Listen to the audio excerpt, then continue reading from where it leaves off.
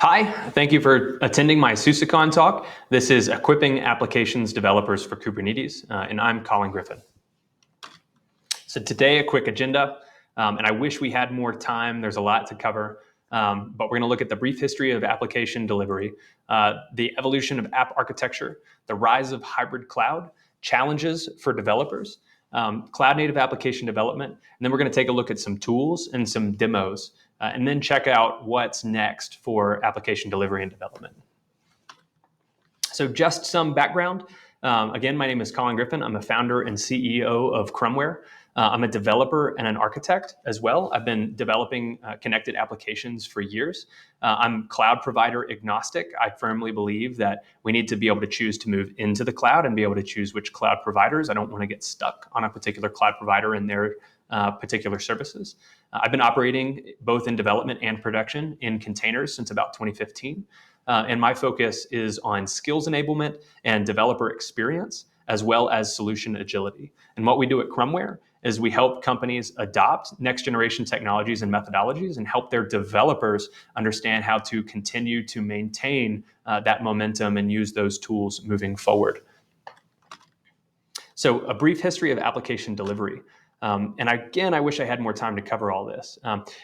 Application delivery started typically with appliance or self-hosting. So we would provide an end customer with specs for servers, and then we'd deploy applications onto those servers or potentially install the application and ship those servers to them. We moved to an application service provider model.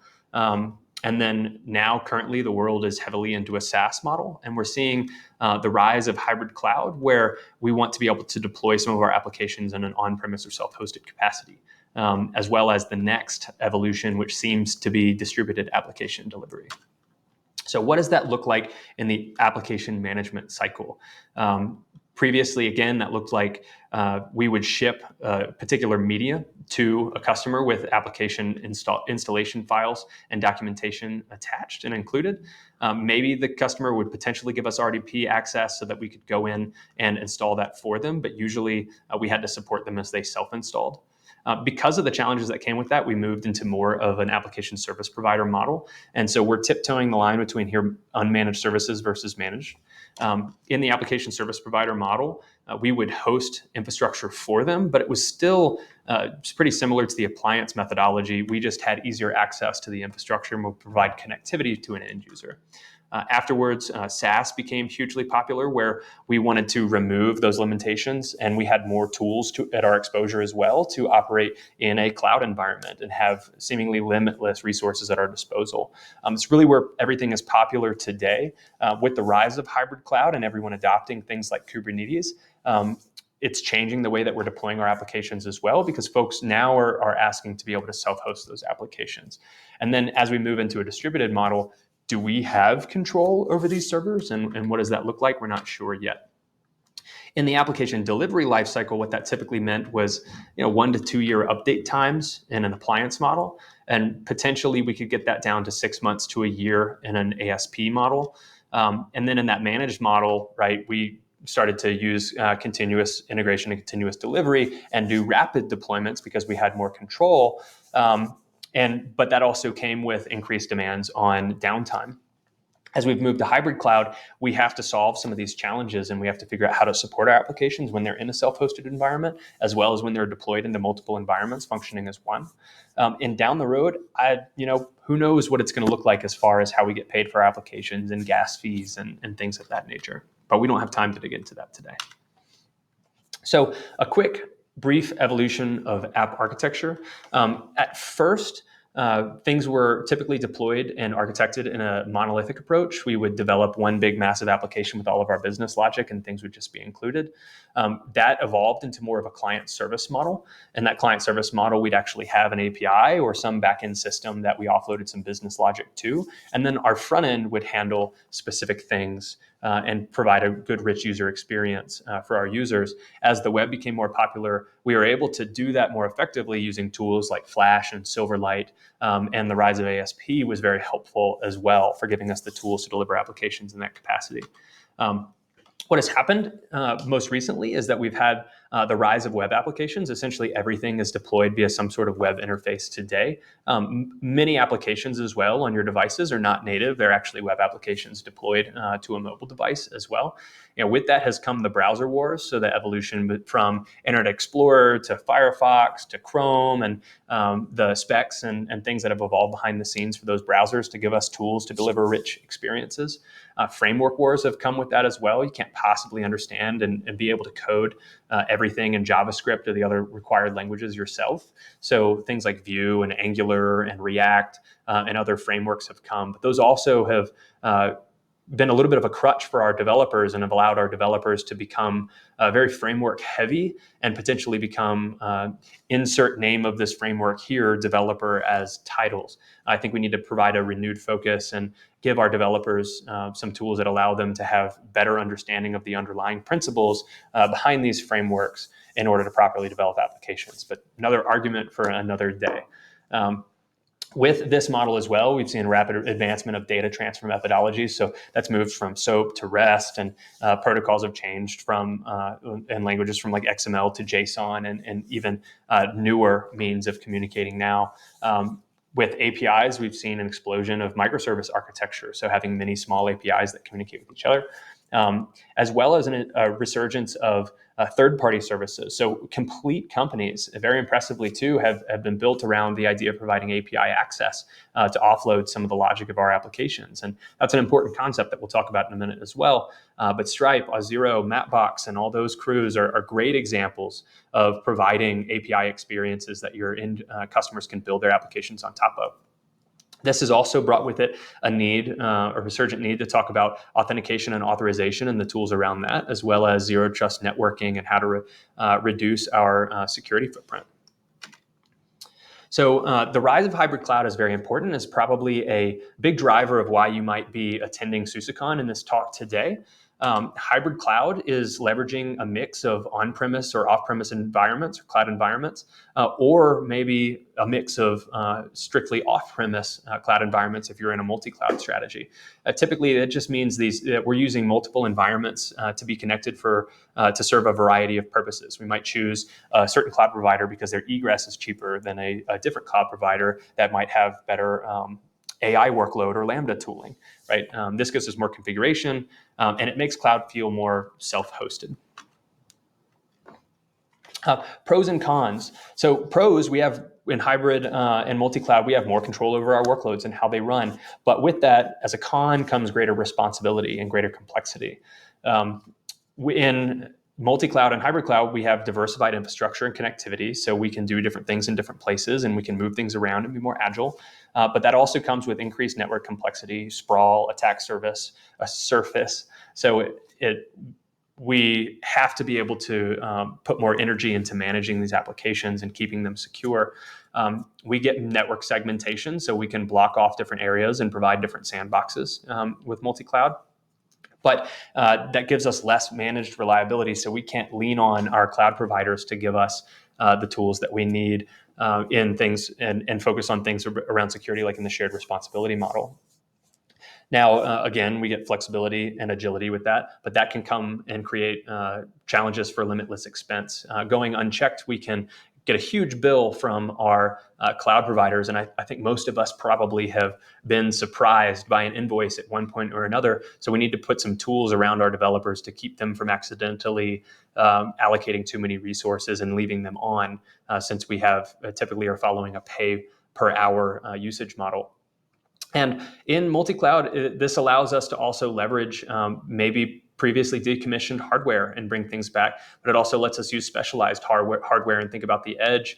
There's a lot of folks today that are deploying clusters using Raspberry Pis, and that's really interesting to see, especially in lab environments. But that also, again, it increases the management complexity and the requirements around how much IT experience we need to have on our staffs. So again, we're focusing on applications developers today. So let's think about some challenges for applications developers. So the good news about cloud today is that there are many managed services that we can use. The bad news about cloud today is that there are many managed services that we can use. There's a huge amount of complexity in the cloud. There's a huge amount of tools that are available, and it's really overwhelming to a developer, and it can be a crutch for a developer, but you can earn a 4-year degree in just cloud providers tools alone. AWS has over 218 publicly listed services, and there's more than that behind the scenes. And I thought managed services were supposed to decrease the amount of work, but it's been a challenge. And so as we've needed to bring our environments back inward, we're seeing a little bit of cloud pullback. Now, developers are expected to handle more and more and more today, and that's a massive challenge. The term full stack, I think, was very perilous. It meant that developers were supposed to be able to do everything. I think every developer has a story about their neighbor asking them to fix their computer. And that's not the thing that we're necessarily good at. We probably know how to do that. That's not our job. It's not our responsibility. So cloud native application development has started to evolve because the tools are changing. So cloud native development is a way that we can build and deploy and update our applications quickly and resiliently and leverage different tools that allow us to reduce risk and do other nice things. Really what that boils down to is it's a method allowing developers to have more flexibility in architecture and building and deployment of their applications by using the tools that and methods that they deem best for the job. And that's, I think, crucially important. As we move from cloud provider to cloud provider, or we have a high level of developer turnover, we can't expect a developer with an entirely different tool set to adopt something in a week and operate on a completely different cloud provider. So we need tools that allow us to be flexible and move away from that mindset. So how can we reduce the burden on our developers? We can offload IT complexity to IT operations and orchestration, reinvest in those IT folks that you might have tried to move aside by moving into a cloud provider. We need those tool sets again. They're highly sought after. Provide environmental safeguards to reduce responsibility. Developers need to think about their applications and their logic, not the things that go around them. And that being said, allow developers to focus on what runs in the cloud, not what runs the cloud. We have a new concept that allows us in this model to build application stacks, to combine multiple black boxes to build our applications and ship those as if they're part of our core application stack. Examples of those things are load balancing, networking, CI/CD, development environments, etc. Also, cloud services are still great, but they need to be tactical and purposeful. So Kubernetes came along to give us a declarative way to manage our workloads and create virtualized environments for the cloud, to essentially build our own cloud. The pro behind this is it's declarative, so we can use files to specify how our environments need to be built. That's great for giving us a high level of control and trust around our environments. It's also highly integrated and configurable, so everybody's essentially running these clouds today.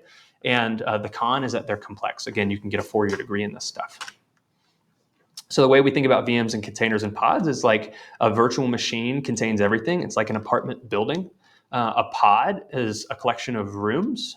So a pod sounds like an apartment. Rooms might be containers. And if we think about that in the pod format, you might have a living room container, a kitchen container, and a bedroom container, and together they combine to form your apartment, which is the pod. And this analogy may change as tech evolves. This gives us a new mindset as well. Kubernetes in general, a term called multi-application blackboxing. So as a part of our application experience, we can combine other complete applications like Redis, Postgres, Traffic, Minio, a lot of different applications that we would previously have to build some of that logic into our own. And now developers can actually compile and deploy those into their own environments. So a brief overview of some tools that are available here. So Rancher, I highly recommend adopting Rancher. Rancher is an unopinionated Kubernetes orchestrator. It allows you to run multi-cloud and manage multi-cloud as well. But it also allows developers as a great learning tool to see underneath the hood and point and click using a user interface, compile some of their cloud environments and leverage some best practice tools, and then check underneath the hood and see how things run behind the scenes with different YAML files and definitions and other Kubernetes resources.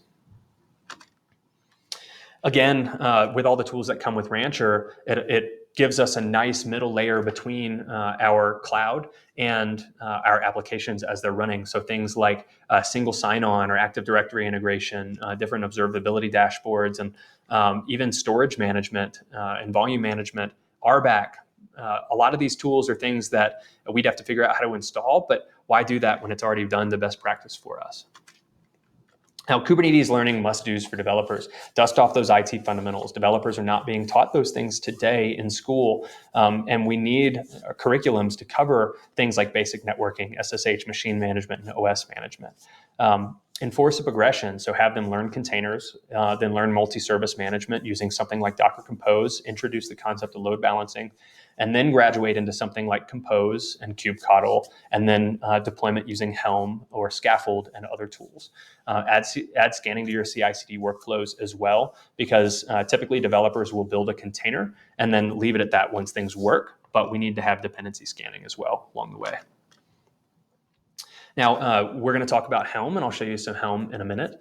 But Helm is a way that we can provide a templating engine or use a templating engine to give our customers a way to add configuration values at deployment time to our applications. And then Helm will leverage these the YAML files to build our Kubernetes resources and deploy those for us. It's great to implement as a part of your development delivery workflow.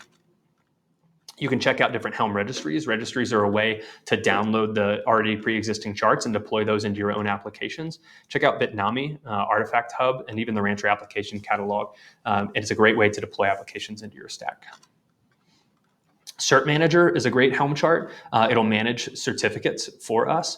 If we deploy that into our environments, it will detect when I created an ingress at a certain host name and generate a certificate for me.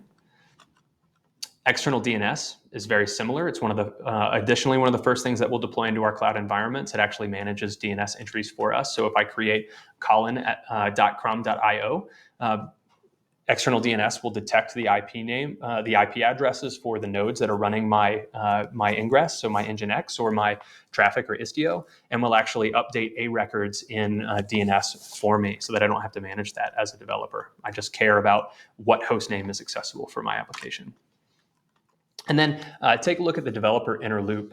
The inner loop is very important. If we can develop in Kubernetes the same way that we can in development, we eliminate mistakes during deployment, and it works on my machine mentality. As tools are maturing, that lifecycle is getting faster and faster, and we also personally use Kubernetes in our development environments locally. In order to enable that, check out Rancher Desktop. Rancher Desktop comes with Helm pre-installed, as well as a Kubernetes cluster and several different open source Docker runtimes. So it gets you away from that corporate Docker mindset. And it allows us to install with a common toolchain across our developers, both on Mac, Linux, and Windows and WSL as well.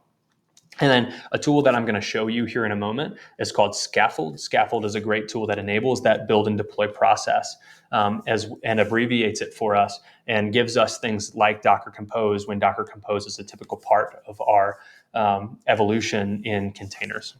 All right, there I'm going to stop and do a quick time check, and we'll resume, and I'm going to show you Scaffold in action as well as some other tools. Thanks for taking a break. Welcome back. We're going to finish by looking at several different examples and talking through those. So we're going to deploy a basic web application using Scaffold. We're going to deploy it to a local environment as well as a remote environment. We're going to assume that external DNS and Cert Manager are already deployed into that remote environment as well. Our local container version is a Node.js runtime version so that we can get debugging, and the remote version is a static site build leveraging Nginx.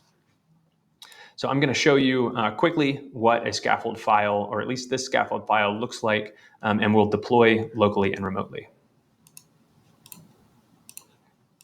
Let's see. So what I have here in my IDE is a basic web application environment. We have source files for our web application.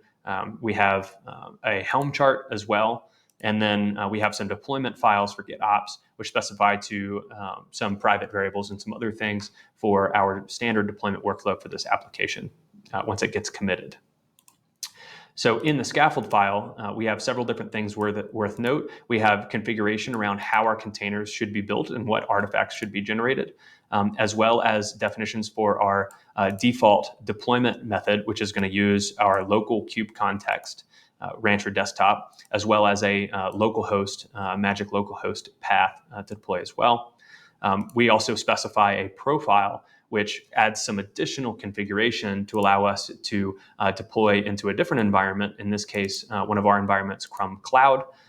as well as specifying a different host name and annotations to communicate with Cert Manager for a cluster issue or to generate a certificate for us. So what does that look like in action? So as a developer, even if I don't have a Node.js runtime on this local machine, I'm going to run scaffold dev to do the default local configuration. It's going to build an image or check to see if it's built. And then we'll use Helm to install locally. So it looks like Helm has deployed this locally now. It's going to wait for our pods to stabilize. So we've got 0 of 1 replicas available. So we'll wait for that to complete.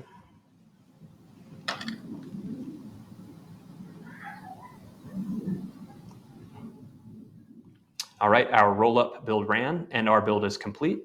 So let's grab that URL that was generated by Helm for us. And here's our local application. So as quick as that, we built a container image and we deployed it to a local Kubernetes environment using Helm. So let's switch to a remote environment. So let's cancel this process. And then let's run scaffold dev again, but we're going to specify the profile that we created called live. That's going to build the container locally, push to a remote registry, install the Helm chart into our remote Kubernetes environment, and it will attach to that process for us as well so that we can get nice debugging and logging, live logging from that container. So here it looks like Helm is deployed and our image was already pushed as well. So we see we've got a remote URL, Colin web development crom.io. And it does look like Nginx is already running. So let's hit our URL.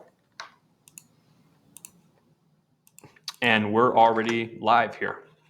So now that I've actually accessed that page, let's check and see. And you can see that we are already tailing logs from this container as well. And in order to cancel this project and tear down the whole stack and get rid of all those resources that were deployed, I'm just going to Control-C and kill the process. And it's going to run cleanup for me. And we're done. So I deployed to a remote environment as well as a local environment for a complete web application based on containers. And that's it. So simple as that. Next, let's move on to a concept of a port forward. So when we deploy these applications into remote environments, we don't necessarily always want to go manually add different ingress rules and make them publicly available. Sometimes we just want to try things, and sometimes we want to deploy them securely and not provide outside access.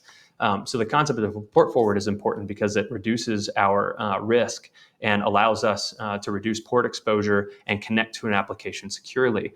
An example of this, which I'll show you in a minute, is a tool called KubeCost. But first, we're going to check out NuVector, and we're going to deploy NuVector into a local environment. So NuVector provides application level security and infrastructure security, and we can deploy it alongside of our applications. So it's developer deployable, and it does all of our nice container lifecycle and workload management from a security standpoint. It is not a replacement for physical security and the connections around your infrastructure, but it is an awesome, awesome tool, and it is free open source software. SUSE recently acquired NuVector, and I definitely recommend you check them out. So what does it look like to get NuVector rolling? We'll do that same thing and we'll deploy it into our local environment. So let me clear my console here. Doing okay on time. What I'm going to do first is I'm going to add the Helm repo for NuVector.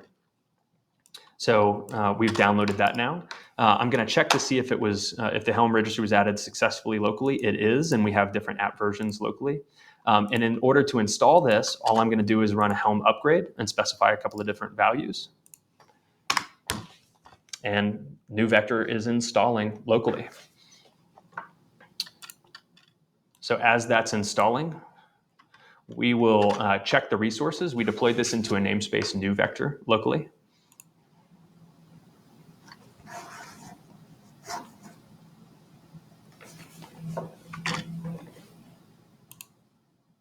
All right, the Helm install has finished. We need to watch our resources and see if they're up.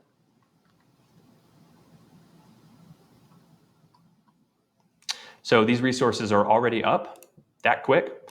Let's create our port forward. So even though this is a local environment, we want to use a port forward because we didn't specify an ingress.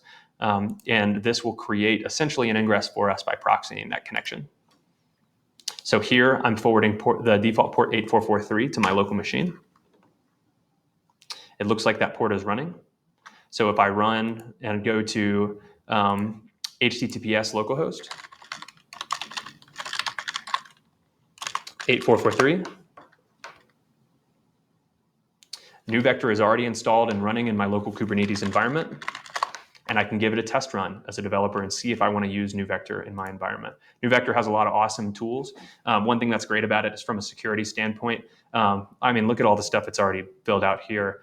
It gives me as a developer understanding of what that security environment looks like, as well as security posture. So it can introduce developers to concepts like different security frameworks, such as MITRE ATT&CK, and help them understand how to secure their applications. And it gives them a great way to get started. So in the spirit of giving applications developers increased intelligence, let's take a look at kube cost. So kube cost is great because it gives us application level intelligence for spend. Typically, as a developer, we'd have to go top down and outside in and try to see which workloads, which EC2 or other VM workloads are running our applications, and then dive in and try to figure out that cost intelligence. Here, we actually have a tool at the application level to give us intelligence in that environment and give us a breakdown at the workload level. So what does it look like to get kube cost rolling? I've already installed this into a cluster so that it could gather metrics. This is a screenshot from their install steps. Absolutely recommend you go check them out. It's also a great example of how to properly document how to install a Helm-based application. Let's see. And I'm going to switch over. We have already got the port forward here. So what I'm going to do is switch to a remote environment that's already running kube cost. In this case, it's an environment that we have called DevNetes. So I've switched to my DevNetes kube contacts, and I'm going to port forward, port 9090. So that's already forwarding. Let's go to localhost 9090. And again, this is not exposed and publicly accessible. I have an authenticated connection through my Kubernetes resources. So localhost 9090. Here we can already see that I am very, very inefficient in this particular cluster and need to figure out how to reduce my spend.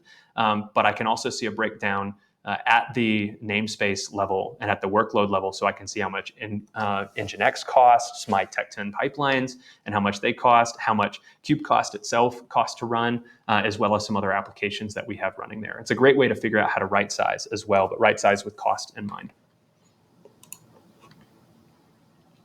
All right, let's resume our application. Let's resume our slides here.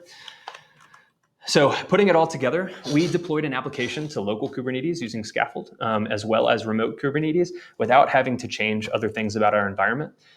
We installed different intelligence tools for costs, being kube cost. We also installed a security tool, NewVector. So I, as a developer, now have these extra tools at my disposal to properly architect applications. And what we could do next, and we're just out of time, is we can bundle those tools as well as additional things like highly available databases or other architectural parts of our applications into our Helm charts and run a Helm upgrade install with one command and deploy all of these things side by side. But that's another project for you to take on as you adopt this stack. So what's next for applications? We're seeing a huge resurgence in tooling, and the tooling is starting to bring things around full circle. We can now manage full-sized VMs in our Kubernetes environments and alongside our container workloads. So if you're migrating a legacy application, you can check out Harvester or KubeVirt. They're great tools. They leverage PXE boot and they provide RDP access. And Harvester is an amazing tool for a user interface for managing those workloads as well. And it allows us to maybe abbreviate the migration lifecycle so we can build new pieces and parts of our application stack while we leverage old monolithic applications that require an ISO or a VM-based deployment. So definitely check out Harvester. In other cases, we're looking at different hybrid ways to deploy our applications. So in one area where we're working with a critical infrastructure company, they need a software application that actually can be deployed on-premise into their clients' environments. So part of the application stack is packaged up into a Helm chart and can function independently. But it requires that there's publicly accessible files and an application that somebody can run and access using a cell phone. that might not have access to those private resources directly, especially if it's an app store or other mechanism for delivery. So we need to deploy some public resources as well. So there's a SaaS side to this, where when a user logs in, it will actually direct them to a private DNS address, which contains, if they're connected through VPN or other means, other networking means, they have access to those private internal resources. But in order to enable those end users to deploy those applications and run them within their own security environments, their own secure environments, we need to provide them with a Helm chart to deploy those applications, as well as controlling licensing and access to those. So we will see more and more where our applications will be hybrid to this degree. Also in distributed and edge compute continues to evolve rapidly. We're using Kubernetes to manage edge workloads, but we're also looking at new tools and technologies like WebAssembly that enable us to compile secure applications and run those out at the edge in an even smaller compute unit than containers. So will this redefine multi-cloud? It remains to be seen. One quick example of one of those of a hybrid application is another one that is self-hostable as well as has a SaaS model is cal.com. It's a similar tool to Calendly. I recommend you check out the open source project. It's evolving rapidly as far as its deployment mechanisms, but it leverages CDN for a static site front-end deployment, as well as can be self-hostable, and the APIs are self-hostable as well. You can deploy it into public or private cloud, and it's a great way to give you a SaaS-like product inside of a private environment as well. Now, decentralized applications are going to be really interesting and need to be watched. There's still a lot of things to be solved. There's evidence that we can get better performance from nodes that are running for Web3 or distributed infrastructure, and access to blockchain and things of that nature in a bare metal environment. I'd recommend you check out Anchor. They have some really interesting tools and managed infrastructure around that as well. But there's a lot of challenges left to solve with decentralized architecture. How are we going to debug these applications? How are we going to monitor these applications, especially if we don't technically have control over how those applications are hosted or deployed? It's going to be really interesting to watch. And that wraps up our presentation today. Would love for you to contact me. You can use the link that you saw a couple of slides ago. Our cal.com site is self-hosted at cal.crum.io/Colin, and you can use the Kubernetes meeting to meet with me if need be. But thank you for listening in today, and I hope that we can support you on your development journey, and I hope that you can help your developers and give them the tools that they need for Kubernetes.